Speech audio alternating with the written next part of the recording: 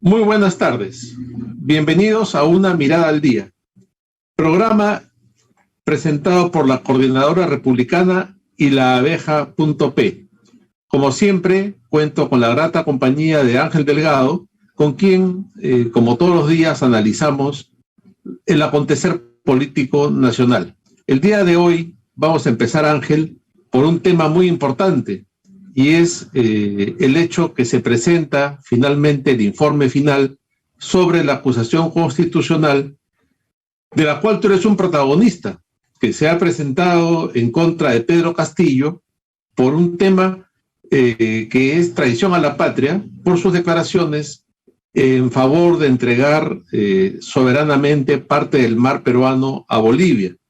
Hay que poner a quienes nos siguen en contexto. Y yo te voy a pedir que en esta ocasión pases de ser conductor del programa a una suerte de entrevistado, en la medida que tú eres un protagonista de esto, ya que eres uno de los que presentó esta acusación junto con César Alfredo Viñolo, Hugo Guerra, Lourdes Flores, Fernán Altuve y Francisco Tudela.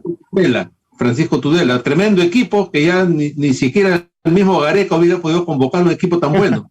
y que sin duda ha dado resultados, porque el informe del congresista Wilson, recuerdo el nombre, es Wilson Soto de Acción Popular. Wilson Soto de Acción Popular ha sido favorable y propone la inhabilitación por 5 años de Pedro Castillo. ¿Qué nos puedes decir, en primer lugar, Ángel, sobre la acusación y sobre los argumentos que ustedes han presentado? Sí, en realidad este es un asunto importante que algunas personas, dentro de su libertad, pensaron que no iba a tener mayor impulso, pensaron que se iba a caer en el camino, porque equivocadamente se lo reduce a una declaración. Y por supuesto, claro, resulta excesivo, sobredimensionado, que alguien por lo que dice pueda ser objeto de algún tipo de sanción. Peor aún la destitución, inhabilitación del cargo, y peor aún delito, si es que eso se verificara más adelante. Ve usted, estas declaraciones se verificaron el 24 de enero de este año, y todo el país, así como el mundo, fue notificado de un ofrecimiento que hizo el señor Castillo a través de una cadena internacional, la CNN, donde dijo que él se comprometía, él estaba dispuesto a entregarle a Bolivia una salida al mar con soberanía. Y cuando el periodista de entonces, el señor del Rincón, le dijo, pero eso es traición a la patria, no, le dijo, eso lo vamos a hacer a través de un referéndum. O sea que la idea estaba madura en su cabeza, porque hasta tenía una metodología para llevarla a cabo. Lo que nosotros sostuvimos en una denuncia que presentamos el 1 de febrero de este año, o sea, 2 semanas después de estas declaraciones, es que el presidente de la República es un órgano del Estado, no es una persona de carne y hueso solamente. Hay una persona que, por supuesto, encarna, pero la institución presidencial es un órgano del Estado, y en materia de derecho internacional es el órgano encargado de la política exterior de los estados, que, como todos sabemos, se rigen por un conjunto de reglas bastante definidas que se conoce con el nombre de derecho internacional. En derecho internacional, las acciones, declaraciones, dichos, expresiones y palabras de un jefe de Estado que de modo solemne la expresa al mundo, tiene un contenido jurídico, tienen fuerza vinculante, son los llamados actos propios que van a servir a favor o en contra, en este caso en contra, de los intereses que se están jugando en la arena internacional. O sea, en primer lugar, lo que dijo Castillo no es un asunto gratuito, no es un hecho baladí, no es algo que, bueno, pues como cualquier persona tiene un pensamiento, no. Esa devaluación de los hechos, efectivamente, creo ha sido superada por el informe del congresista Soto, que ha entendido, como nosotros lo hicimos, que esas declaraciones son significativas. Y si esas declaraciones no son contradichas por otro poder del Estado, van a quedar en el consenso en la arena internacional, y el día de mañana, no sabemos cuándo, podrían ser usados en nuestra contra. Por eso la acción del Congreso, mira tú, en primer lugar, lo que busca es frenar, desvirtuar este dicho que ata y compromete al Estado con una obligación frente a la cual evidentemente la lesión al territorio nacional es más o menos obvia. De acuerdo, este es el primer hecho. Yo creo que esto es lo que había que señalar y el congresista lo ha hecho. Ahora, el congresista lo hace en el seno de un proceso de investigación. Este es un proceso largo, repito, comenzó en el mes de febrero, hubo todo un debate sobre la admisibilidad que no fue fácil, se superó la etapa, se declaró que también era procedente y finalmente la comisión permanente, que es, digamos, la que tutela el proceso, dijo que entraba a la fase de investigación. Dentro de esa fase, el lunes anterior, recordarás tú, Luciano, tuvimos oportunidad de dar nuestra manifestación en calidad de testigos denunciantes, ¿no? ¿Te acuerdas? ¿No? Sí, claro. Hicimos esta declaración y, de acuerdo al reglamento del Congreso, el congresista ponente, llamado congresista delegado, tiene que hacer un informe con todos los hechos y dar una opinión que va a ser objeto de una discusión y votación primero en el seno de la subcomisión. Entonces, lo que va a suceder en los próximos días, cuando se convoque a la próxima sesión de la subcomisión de acusaciones constitucionales, este tema va a ser objeto de debate, de discusión y de una votación determinada. Si la comisión considera que el tema no tiene fundamento, como lo hizo, por ejemplo, con una acusación fiscal que hizo la señora Zoraida Ábalos contra Manuel Merino, contra Antero Flores y contra el general Rodríguez, acusándolos de asesinato y culpables de la muerte de Inti Brian, eso va al archivo. Pero si la subcomisión, entiende que sí es positivo y vota a favor del informe, este informe pasa de inmediato al seno de la comisión permanente. No olvidemos que la subcomisión es parte de la comisión permanente, se llama por eso subcomisión, y en la comisión se abre un nuevo debate, un nuevo proceso que tiene que ver con aceptar o no la acusación constitucional. Y ahí, con la presencia de los abogados y del propio presidente Castillo, si es que asiste, y de las partes, se vuelve a discutir, pero esa discusión ya es para formular una acusación constitucional. Y para un poco terminar de explicar el procedimiento, si la comisión permanente acusa, se opta por la acusación, esta se resuelve en el Pleno del Congreso, pero sin la presencia y participación de los miembros de la permanente que han hecho una labor una labor acusatoria. La parte resolutiva le corresponde al Pleno, que con aproximadamente 100 congresistas, sin los miembros de la permanente, resolverían. Y para eso se necesita la mitad más uno del número de los congresistas, del número legal, en este caso de 51, 52 votos, y entonces, a pesar que es difícil porque ya no está la permanente, es un número mucho más accesible del que se tiene para poder vacar al presidente directamente. Pues ahí, como recuerdan ustedes, se requiere 87 votos, 2/3 del número total de congresistas. Entonces, a diferencia de la vacancia, que es un procedimiento sumario donde prácticamente pues un hecho provoca que se desarrolle el trámite de vacancia, aquí hemos seguido un largo proceso. Eso es importante decir a los amigos que nos escuchan. En todo este tiempo ha habido intervenciones, ha habido documentos, hemos aportado pruebas. Lo que estamos diciendo no se basa solamente en un estado de ánimo, y lo hacemos, mira tú, no solamente porque esta es una forma de deshacernos de Castillo, esa es un poco la consecuencia. El objeto principal es que el Congreso de la República se pronuncie rechazando y condenando estas expresiones de Castillo, porque de lo contrario, si nadie en el país las contradice y si quedan flotando, se van a convertir luego en actos propios que van a obligar al Perú como Estado en un futuro, que no sabemos cuándo. Después algún día se dirá, en enero del año 22 el presidente dijo tal cosa, y eso entonces es como un antecedente, es una premisa, ¿te das cuenta? Y eso es lo que queremos evitar también, sí. Te interrumpo ahí. Tú hablas de los actos propios, que un presidente de la República no puede declarar cualquier cosa porque tiene un valor que luego puede ser reconocido y tomado en cuenta como un antecedente. Ustedes, cuando han presentado toda esta argumentación y han sustentado este caso, han podido presentar también algún antecedente en otro país en que una declaración de esta naturaleza haya generado consecuencias?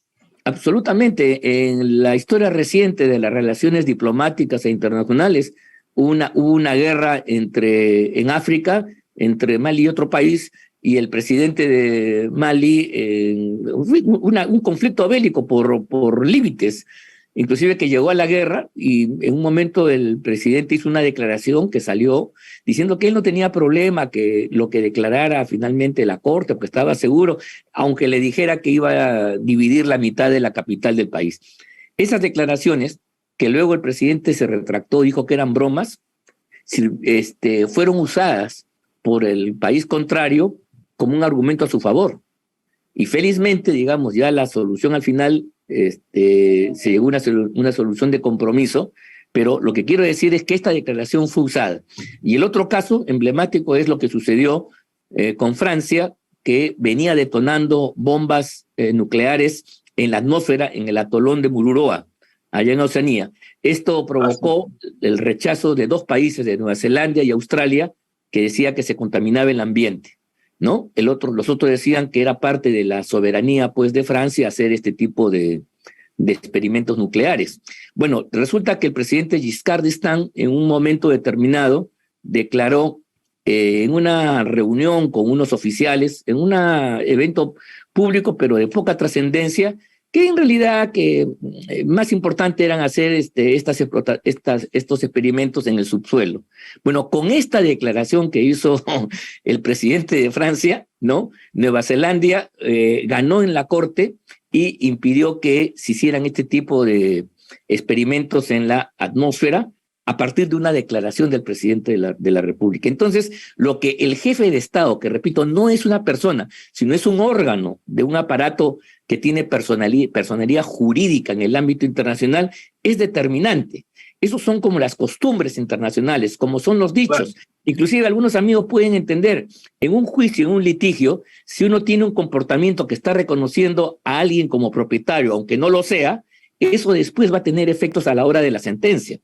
Y peor aún si se dice, si reconoce, sí, pues él ha sido propietario por tal cosa, aunque no lo sea, ¿no? Ese tipo de declaraciones son vinculantes y tienen efectos jurídicos. Por eso es importante que el Congreso rechace y, al sancionar a Castillo, establezca cuál es la posición del Estado peruano y contradiga lo dicho por Castillo, porque en el futuro puede ser una fuente de desavenencias en la escena internacional. Es decir, que de acá a unos años Bolivia podría ir a la Corte Internacional de la Haya y decir, en el año 2022 el presidente peruano declaró tal cosa y nosotros reclamamos sobre esa base. Y claro, porque además, no solamente eso, sino quiero recordar que inmediatamente después de que Castillo dijo eso, a los pocos días el presidente de la Cámara de Diputados manifestó su aquiescencia, lo hizo después el presidente del Senado y las autoridades bolivianas. Entonces, eso es un ofrecimiento que se ha hecho, es como una oferta que tú haces en el mundo comercial a otra parte, y bueno, ya sí, yo acepto esta oferta, y eso tiene un grado de vinculación, pero que en el derecho internacional es mucho más grave, porque no se trata solamente de relaciones comerciales, sino son expresiones del presidente de la República. Además, porque el tema a Bolivia, el mar que le interesa, la salida al mar y el puerto no es por cualquier lugar. El puerto que ellos tuvieron de la época que Bolivia ingresó como una república independiente en 1825, lo mandaba al sur de Atacama, al desierto, a un puerto que se llamaba Cobija. Y Cobija nunca fue el puerto que cuando Bolivia se llamaba Alto Perú y comerciaba sus productos, lo hacía siempre por Arica y por los puertos, y por la zona de Arequipa, de Tacna y los puertos aledaños. Por eso desde el comienzo, desde que Bolivia es un país independiente, siempre le reclamó, al día siguiente casi, de que el puerto que a ellos le correspondía era el de Arica. Y esa fue un debate, y sobre eso se intentaron hacer varias salidas, federar a los países, una discusión permanente. Inclusive durante la época de la guerra, cuando empezó la guerra con Chile, el canciller de Bolivia, Domingo Santamaría, le hizo una propuesta a los bolivianos. ¿Por qué nos peleamos nosotros? Por el tema del desierto. Como tú sabes que la guerra se originó, mira, tampoco le importaba a Bolivia la zona de Atacama y la zona de donde estaba Cobija, que lo abandonó. Y eso poco a poco fue incorporándose con gente que venía de Chile. Al final los chilenos eran más que los bolivianos. Y claro, ahí se descubrió una riqueza, el salitre, y eso fue lo que originó el conflicto cuando Bolivia le quiso poner un impuesto a la compañía que se encargaba de la extracción. Esa fue la causus bellis. Pero mira tú, a Bolivia nunca le interesó. Entonces lo que le decía Santa María, en lugar de pelearse, nosotros nos quedamos con la zona de Cobija, Atacama, ¿no? Y nosotros guerreamos contra el Perú para que ustedes tengan un puerto por la zona de Arica, o la zona comprendida entre los paralelos 18 a 21, que es el espacio más o menos entre lo que es el puerto de Hilo, Moquegua, ¿no? Y lo que era Tarapacá, ¿no? Que al sur de Arica, que como tú sabes, hasta la guerra fue territorio peruano. Claro. Porque mira, si tú ves la configuración de La Paz en el contrafuerte de la cordillera, su salida natural es por Arica y es por esa zona, no es irse hasta Cobija. Por eso es que la salida al mar que ellos siempre han reclamado, incluso en muchos momentos, antes y después, con los chilenos incluso, era por Arica, y Arica, y los chilenos siempre le movían la campanita de que le podían dar el puerto de Arica y que Arica le iba. ¿Te das cuenta? Esa fue la obsesión. O sea, el problema boliviano es salir al mar no por cualquier lado, no por un paraje desértico, sino por un puerto real y viable. Y esos puertos únicamente, si no es Arica, ¿no? Son los puertos peruanos de Hilo, de Islay, de Mollendo, etcétera, ¿no? Ese es el peligro en el futuro, porque Bolivia reclama eso para su propia sobrevivencia y existencia como Estado-nación.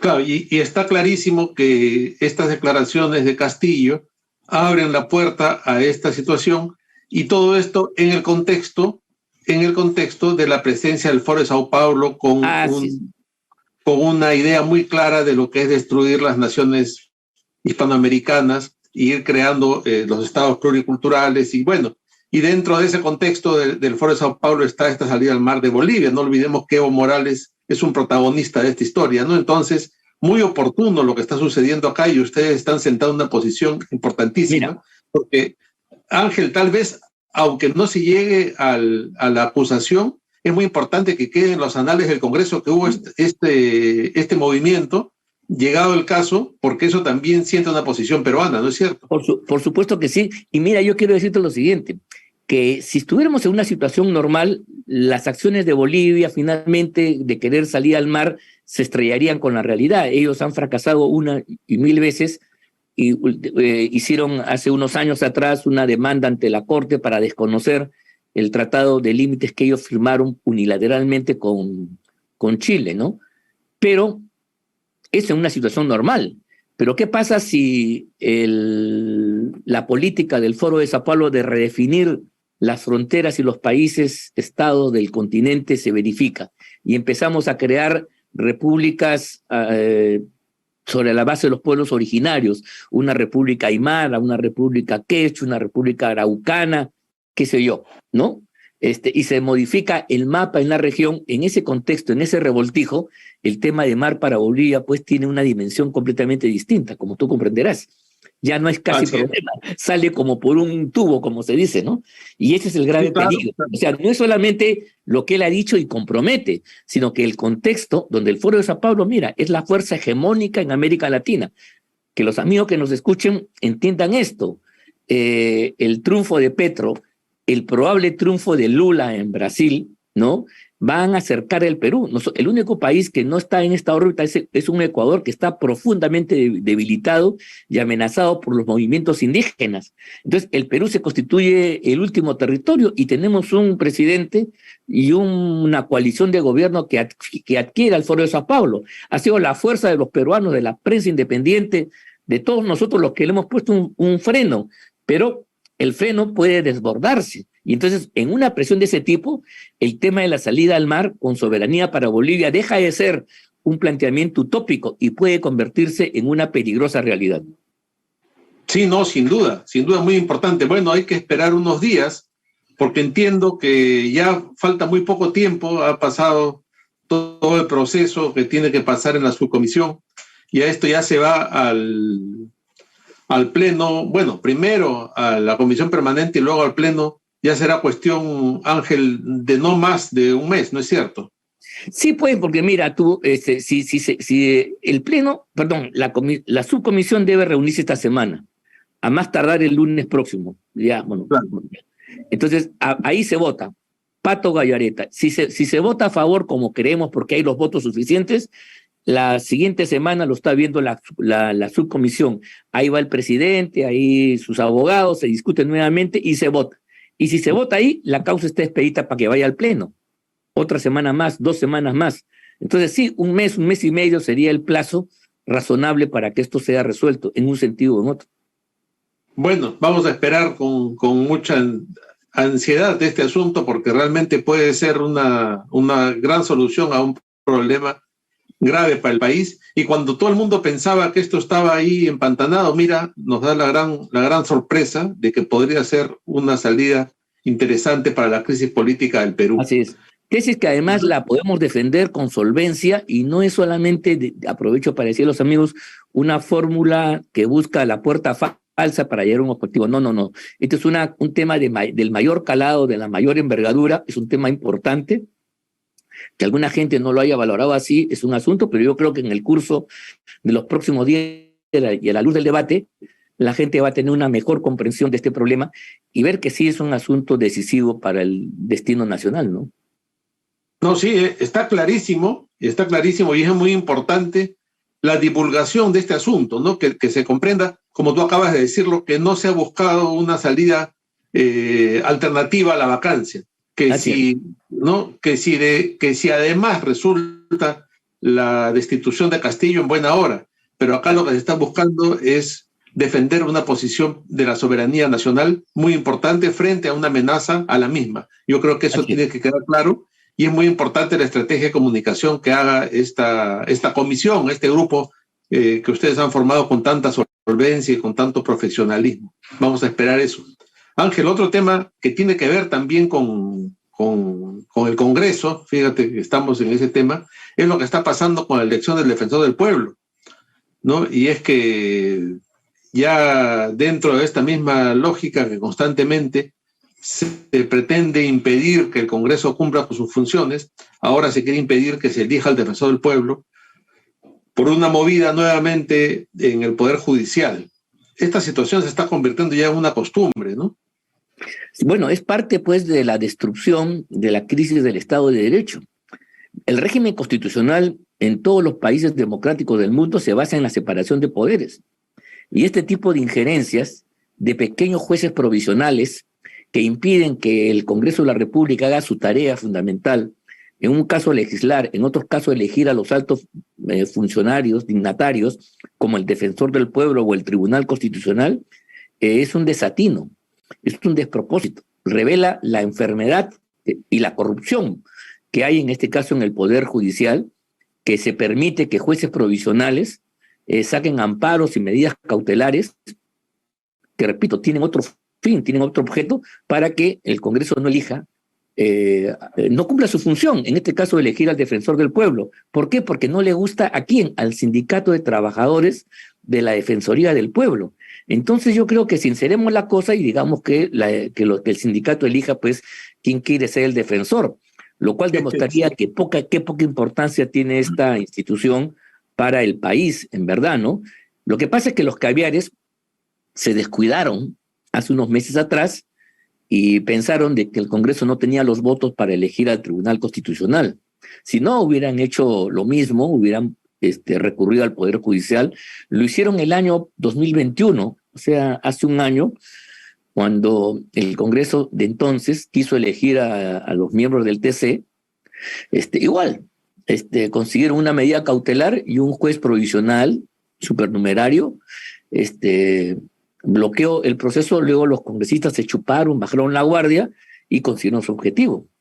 Esta vez no pasó porque, repito, se escapó a sus cálculos, pero mira ahora cómo están defendiendo con uñas y dientes al defensor del pueblo, que es la otra estructura caviar o caviarizada que existe en el sistema constitucional y no lo quieren perder. Entonces, hasta que no tengan la seguridad que los candidatos son de su confianza, de su punto de vista, de su propia ideología, van a usar este mecanismo antidemocrático, porque no son los votos, no es la mayoría de los representantes en el Congreso lo que finalmente decide. Ese es el sistema democrático. Sin duda, Ángel, ese es el mecanismo correcto. La democracia funciona así, con un equilibrio de poderes, y además no puede ser que se someta al Congreso permanentemente a esto que podemos llamar una intromisión inaceptable, ¿no? Y que haya jueces que generalmente son estos supernumerarios provisionales que se presten a estas jugadas pretendiendo imponer su criterio, generalmente presionados por ONGs y por grupos de poder, para someter a sus caprichos al Congreso de la República, que no está sujeto a mandato imperativo alguno. Esperamos, Ángel, que el Congreso se haga respetar en esta ocasión, como ha sido ya en la última en que se intentó hacer esto y el Congreso no lo permitió. Sí, y pues, ahí quedó el asunto, ¿no? Vamos a ver si están a la altura esta vez también y no lo permiten, porque son cosas que no debemos dejar pasar por alto. No puede ser que las instituciones se degraden en este tipo de cosas, Ángel. Esto es como toda institución, todo sistema tiene algunos principios que son los básicos que explican el orden.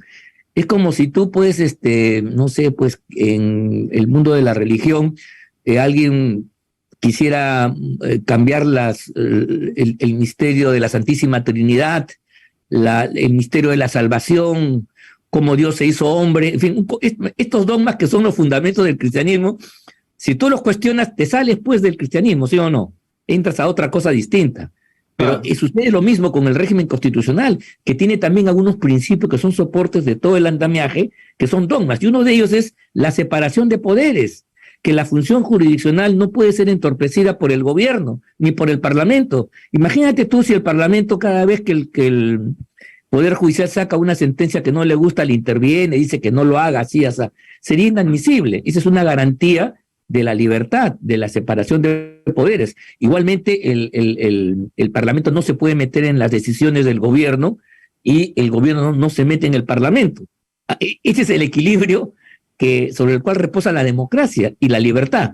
Y eso es lo que está afectando estas resoluciones judiciales que le dicen al Parlamento: no hagas tu deber que corresponde. Bueno, sí, así es. Vamos a ver qué pasa. Es un tema que está candente. Se debe resolver en estos días y esperamos que el Congreso haga respetar sus fueros. Ángel, nuestro programa ha llegado a su fin. Hemos tenido dos temas bastante interesantes el día de hoy, sobre todo este asunto de la acusación constitucional contra Pedro Castillo por traición a la patria. Será hasta mañana. Efectivamente, muy agradecido por la presencia de todos ustedes. Nos despedimos. Buenas tardes y muchas gracias.